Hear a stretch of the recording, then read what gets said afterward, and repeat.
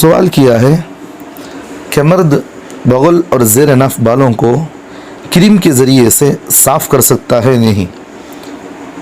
इसी तरह औरतें ब्लेड के ज़रिए से बगल और ज़ेर नफ़ बाल साफ़ कर सकती हैं। जवाब दें, ऐन नवाजिश होगी।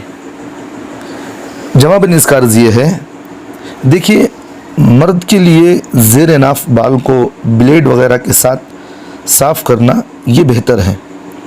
क्रीम का इस्तेमाल करने की भी गुंजाइश है और बगल के बालों को खींच कर उखाड़ना ये पसंदीदा अमल है। ये ब्लेड और क्रीम इस्तेमाल करने की भी इजाज़त है, चाहे तो वो ब्लेड भी इस्तेमाल करे, क्रीम भी इस्तेमाल करे, मर्द हजरात इजाज़त है इसकी।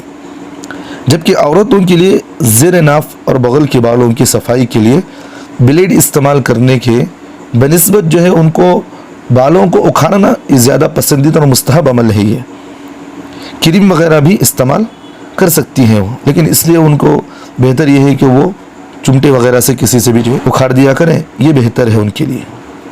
अल्लाह हम तमाम को अमल की तौफीक अता फरमाए।